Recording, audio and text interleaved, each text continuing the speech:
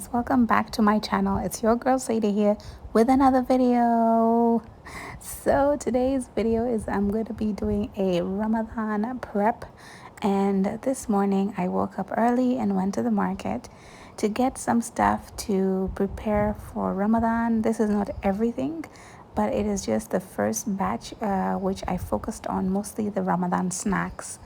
But at the same time, I found these amazing fish while I was there, so I decided to just buy them as well and marinate them and keep them ready for Ramadan, because we do a lot of grilled fish for petit plat, which is I think a Guinean name for grilled fish and these small stuff on the side.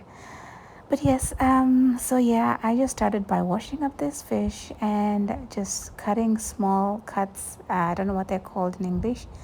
And I'm just gonna marinate them and I'm gonna keep them in the freezer. As you can see, yep, that's me. And in this video, I know I didn't do an intro, but I think this should be a-okay because I didn't want to make the video too long. So here you can see I'm marinating one of the fish. I'm making this more of a mild flavor.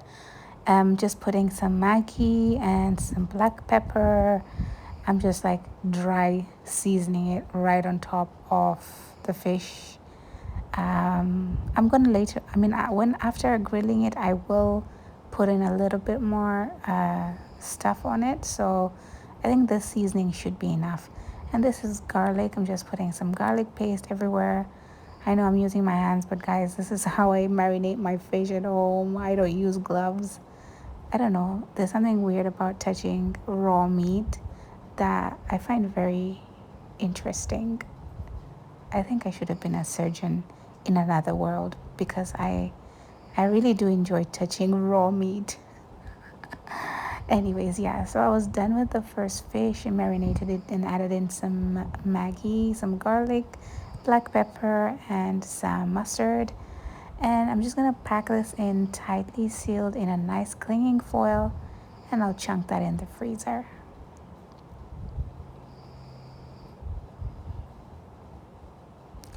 The next two fish, I'm just gonna marinate the same marinade. I'm applying some salt and then some lemon juice or lime. I really don't know the difference, to be honest, but yeah. And then I'm just gonna add some garlic. This is like more Tanzanian style.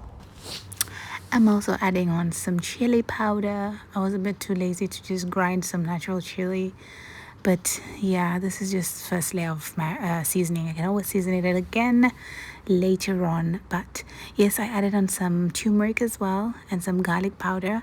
It's so much easier when you marinate everything like with dry seasoning. I feel like it just goes in so well. And that is me just smothering all that marinade on that fish like nobody's business. Oh, good God. Yeah, so that looks good to go. And I did wash my hands, of course, before wrapping it in the clinging foil. So that's good to go now. It's gonna go right in the freezer as it is. And then when the day I wanna make this, I'm just gonna take it out of the freezer and put it right in the oven. And then I could probably just add in another layer of marinade if I feel necessary. Okay, now we get on with the snacks part. Okay, this is the most important thing why I'm even doing this in the first place is I'm going to be making some samosas, and my family loves samosas. So this is beef. I've put in some garlic and salt and a little bit of water, and that's it. I'm just going to let it cook until it's all nice and cooked. And then here I've added in some chili powder, some garlic paste, and some Maggi, mustard, black pepper. I like to season it twice. First time is just garlic and salt, and the second time I only seasoning after the meat has cooked. I feel like it enhances the flavor a lot more. So let this cook until it's completely dry, and then I turn the cooker off.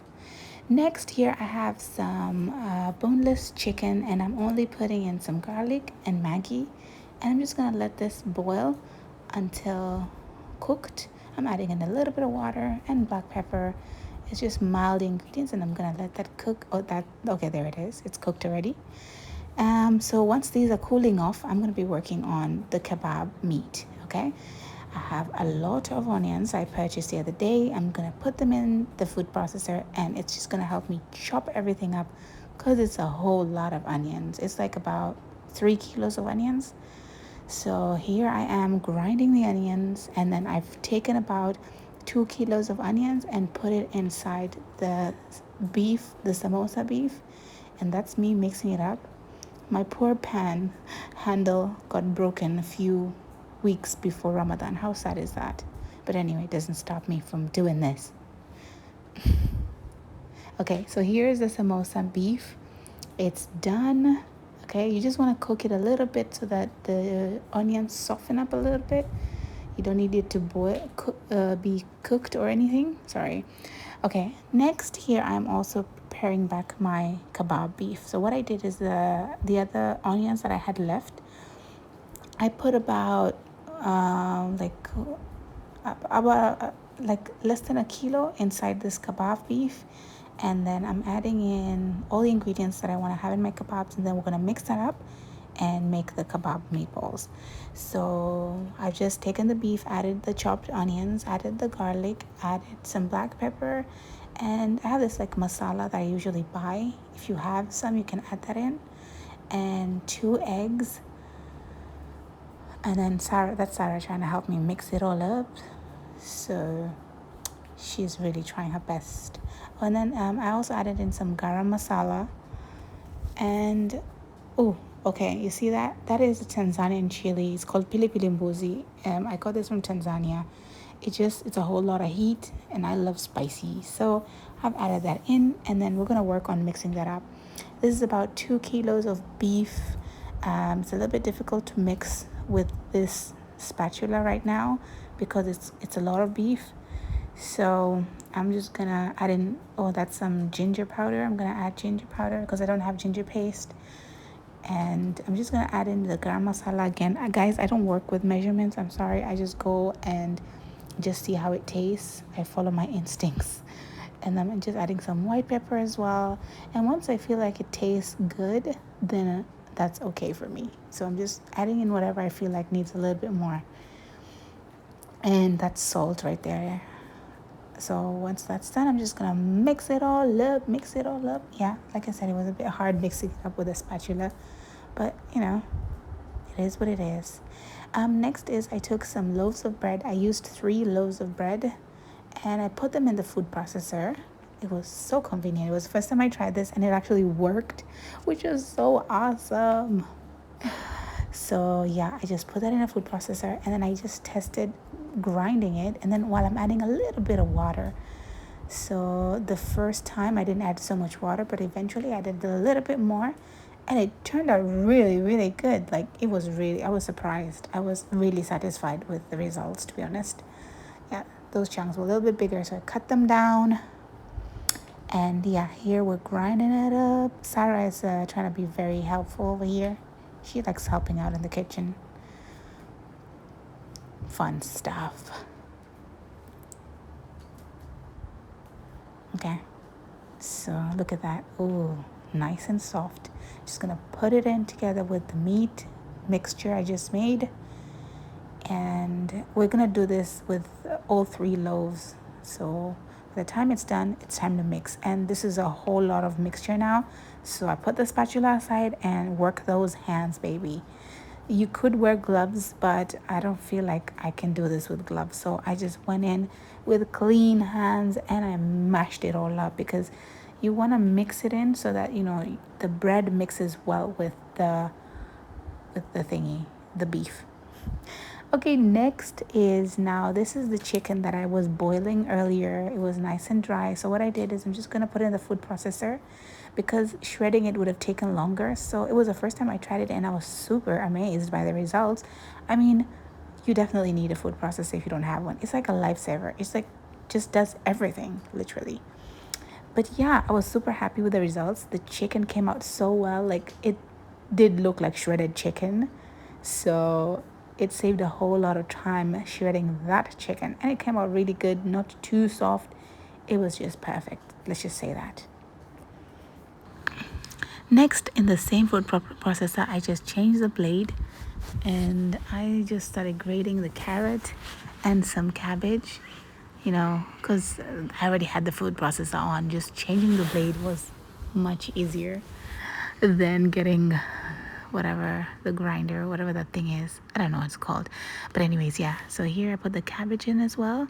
And what I'm just going to do from here is just combine the cabbage and the carrot and the chicken, and I'm just gonna put this on the stove a little bit so that it can cook the cabbage a little, so that it's not completely raw. And then as well, on top of that, I just added on a little bit more spices that I feel could enhance the flavors.